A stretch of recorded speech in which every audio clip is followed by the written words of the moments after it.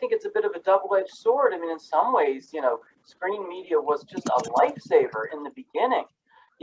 When kids were suddenly, unable to go to school, to be with other kids, to be with extended family, it really rescued kids from many from having complete loneliness, often through playing through chat while playing video games, or of course through social media, and unfortunately less commonly by video chat, but also really saved, it provided immediate relief for boredom. I mean, kids were suddenly left with, with so little structure in their day.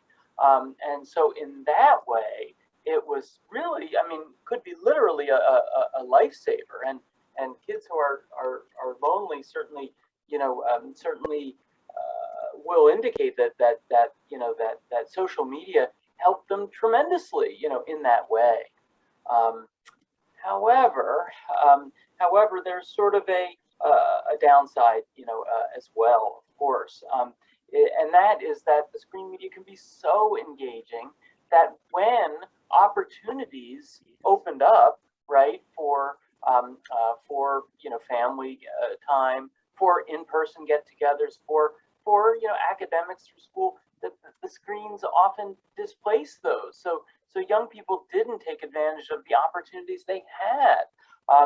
So many young people, really, of course, struggled with distraction during virtual school, and because there weren't, teachers there to tell them to put their phone away or to minimize the other screen.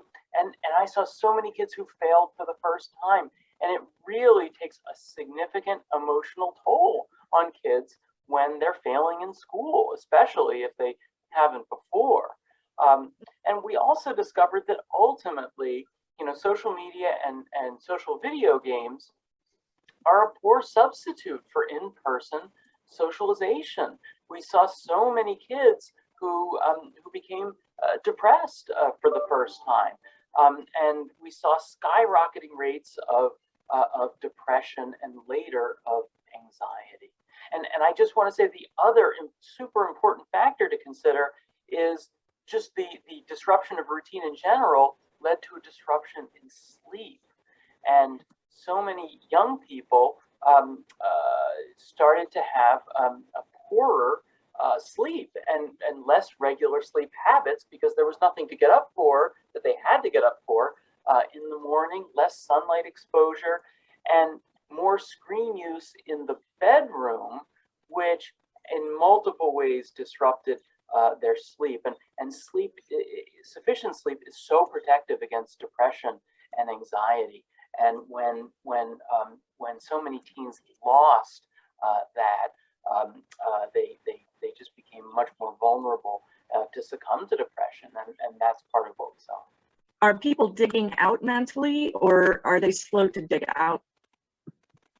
Yeah. So and I think that some have dug themselves out very quickly, and others have struggled. And the ones who, in my experience, who have struggled the most are the ones who are predisposed to anxiety, especially social anxiety.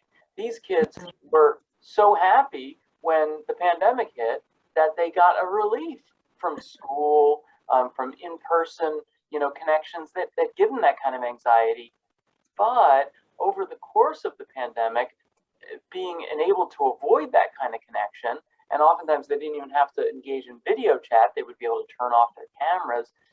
That kind of avoidance really causes anxiety to fester and grow. And many of them, when they had a chance to get back, the choice to go back in person for a school, chose not to because their anxiety had increased so much. But of course, this only compounded the problem. And this year, when most kids are expected to go back to school, is when we really, and go back every day, not just, every other day, not just a hybrid schedule. We have really seen so many kids struggling, younger kids who aren't used to, the structure and behaving themselves in that structure, but teens especially who have anxiety just feeling overwhelmed because they're faced with pressures they haven't literally in a year and a half. The most important thing for parents to know about anxiety in kids is that the last thing they want to do is give in to that anxiety. Research shows clearly that parents who push kids to face their anxiety, to be exposed to their anxiety, those are the kids who do best. And the parents who make accommodations, who call into school and say, well, Timmy's sick, he can't make it, or he didn't sleep well last night, or parents who alter their schedules to accommodate for the anxiety, those are the kids who do worse. So a lot of times the hardest thing to do is the most important, and that's really push kids to be exposed. But also, of course, kids pick up on our anxiety as parents, and very often anxious kids have anxious parents. So it's really important for parents of anxious kids to know that it's okay if they feel anxious about their kids going to school, for example. But the important thing is for them not to share that with the kid, and to show the child that you expect that they can handle it and they will succeed.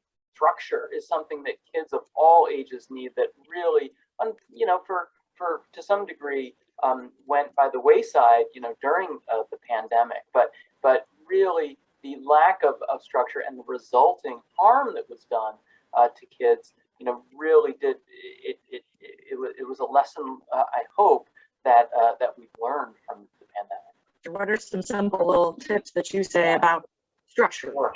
Maybe the most important tip is to have a healthy sleep routine. Again, sleep's so important for learning, so important for physical health, protective against obesity, and especially for mental health, protective against depression.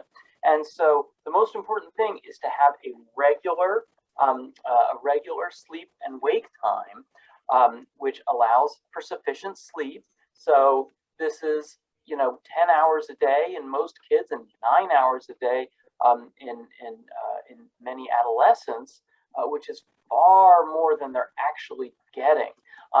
And in order to, and sleep quality is just as or more important than sleep quantity. So the most important tip is to get the screens out of the bedroom, especially at night.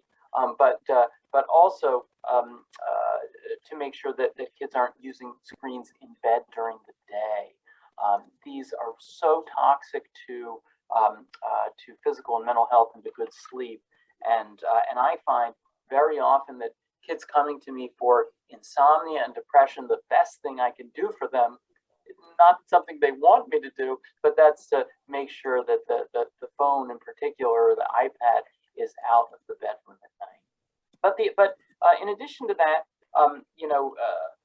one idea, rather than thinking about just limiting screen time, is instead to think about making sure that a child has enough time for a variety of healthy activities, like reading for fun, family time, in-person socialization. Chores are really valuable for kids, and regular structured meal times. I hope that parents are having conversations with their kids that the pandemic was tough. We needed screens and increased screen time. It was normal during that time, but the world is opening up again now, and I hope that families are able to reestablish rules and boundaries that they had previously, because so many kids, desperately need them.